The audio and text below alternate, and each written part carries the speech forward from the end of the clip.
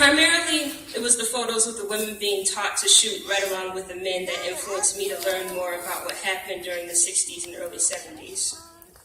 And what I learned is that it is upon the backs of black women that this entire globe operates.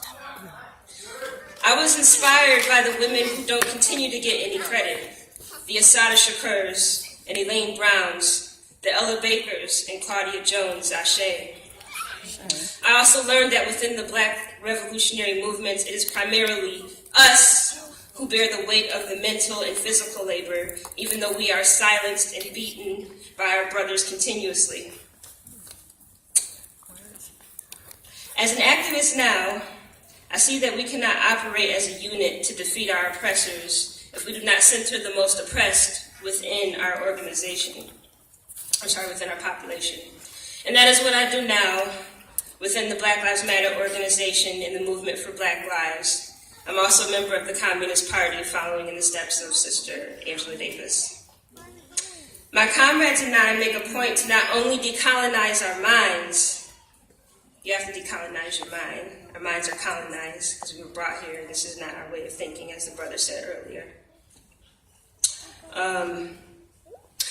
We make it a point to not only decolonize our minds of white supremacist, capitalist patriarchy, and I say white supremacy first because white supremacy was derived from capitalism, and I say capitalism because capitalism was derived from patriarchy because the first form of capital was women.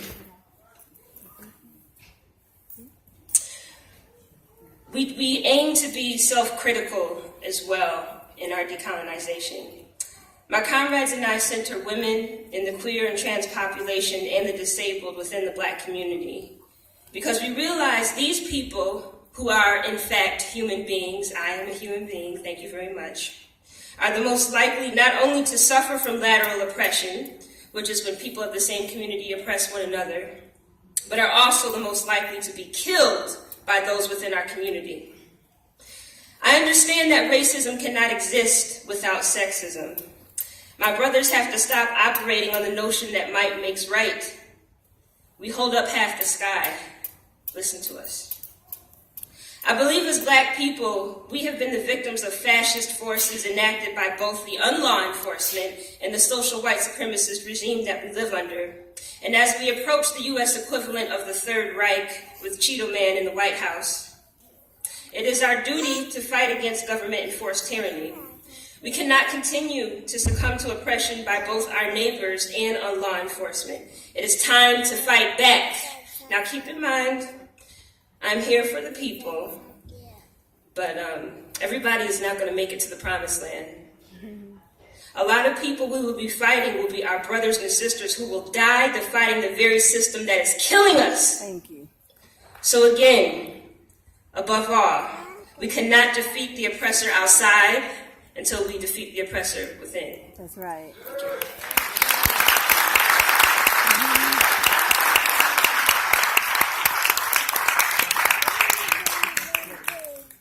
Ashe. That's one of my BFFs right there. Okay.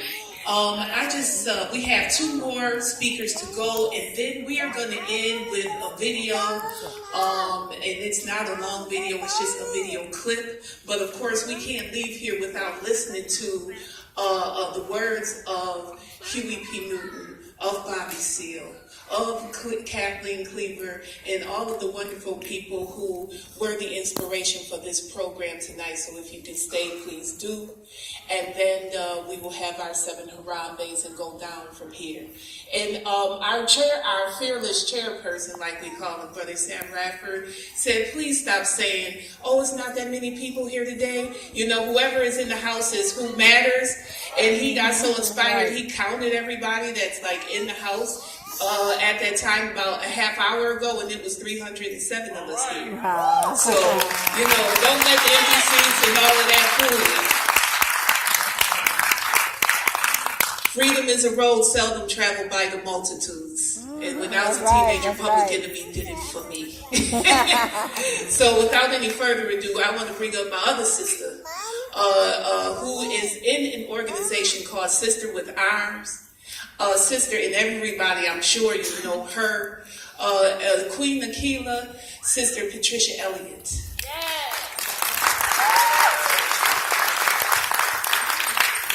Ujima Baragani. Ujima. Permission from the elders to speak. Yes. Thank you.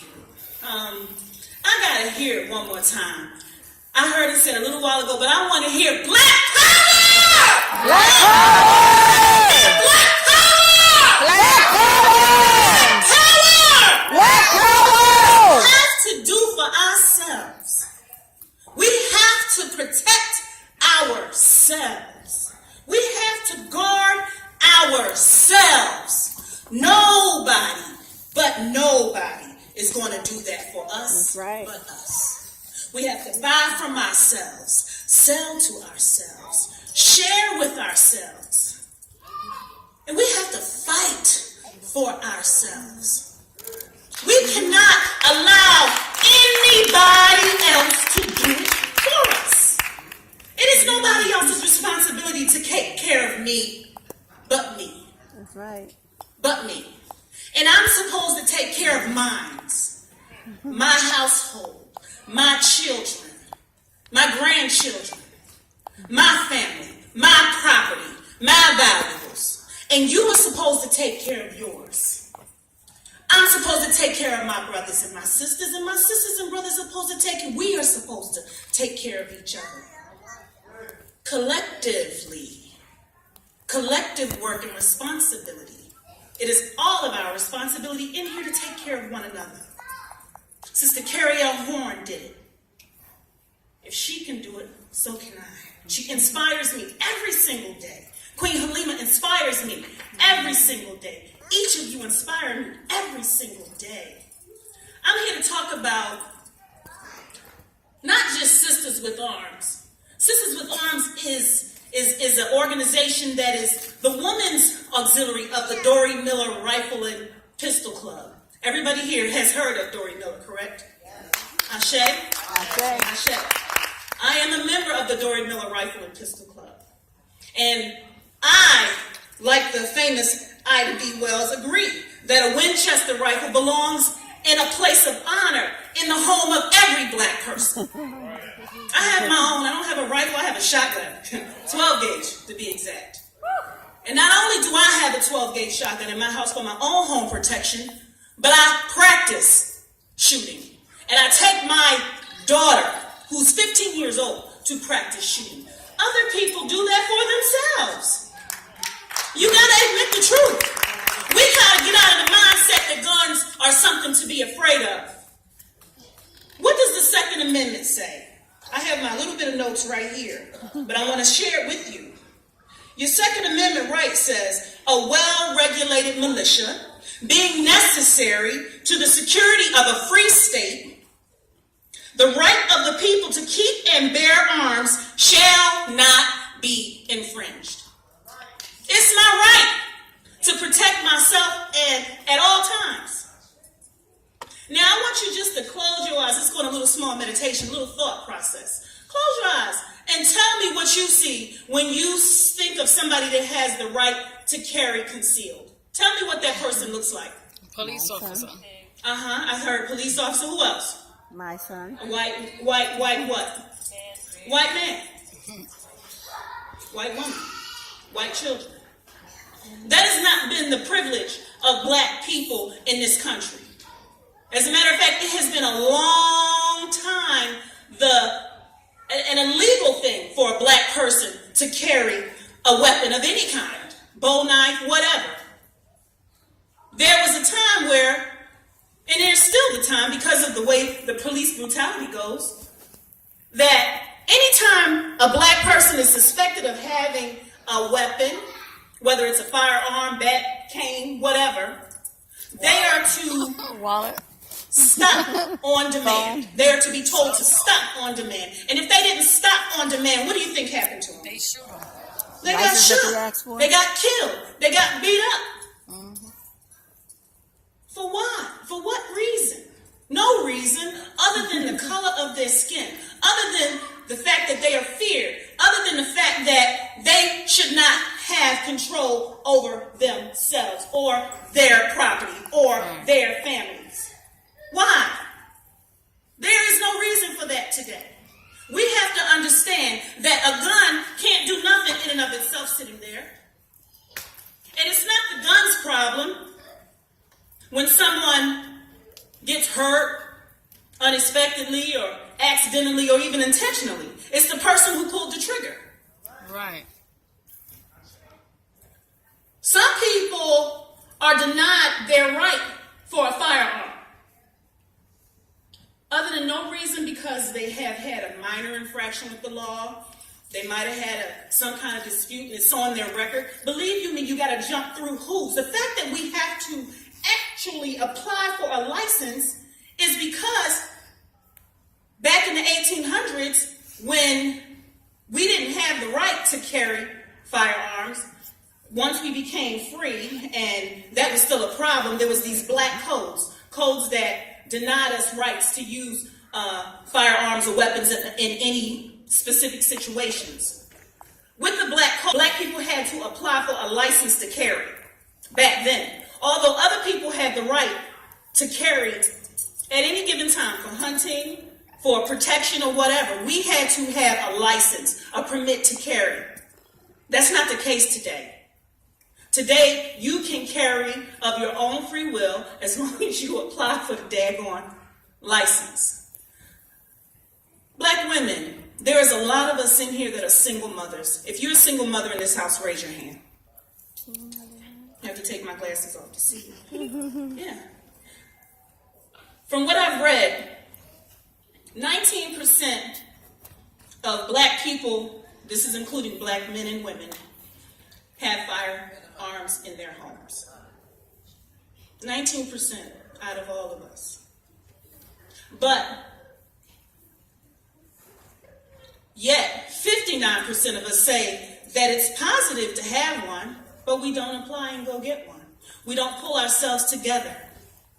Ever since the death of Sandra Bland in 2015, we as women, a lot of us, I'll speak for myself, have been wondering, what about me? What's going to happen if I get pulled over? If I get a right to carry a pistol and I have my gun with me and I get pulled over by the police, am I going to get killed because the cop is going to say that I was reaching for my firearm? That's a question. We do have to think about that. But the truth of the matter is that when it's all said and done, we have to refuse to be a victim. We cannot victimize ourselves by refusing to be a victim. Let me pull my notes out because I'm just talking here. But Sisters with Arms, we're not just a gun-toting pack of women. We read, we study, we help one another out, we go to the range, we practice, we do community service. We meet every third Thursday of the month at my center at 1423 Fillmore. Third Thursday at 5:30. And let me just be right here. Here we go. We're in a unique predicament when it comes to exercising our Second Amendment right. On one hand, we can choose to earn our concealed permit to carry so that it can protect us from the numerous threats we face. On the other hand, we got to consider whether we're opening ourselves up to vulnerability at the hands of those sworn to protect us, the police and the American judicial system. The number of black women faced with this decision is increasing exponentially. What I want to say is that you have to make this decision for yourself. This is a very delicate situation, a very delicate decision, but you got to understand that you cannot allow someone to decide for you, which has been done for years on end, hundreds of years on end, that we cannot exercise our right. You have to exercise your right to make a decision to protect yourself, to protect your home, to protect your family, protect your valuables, protect the things that you love and care about, and protect yourself. If you're interested in learning more about Sisters with Arms, the Dory Miller Rifle and Pistol Club, please come see me. Please give me a call. My number's listed. And if you want to talk to me about it further, I'll talk with you about it right over here. Thank you. Ashe. Have a good evening. Ashe.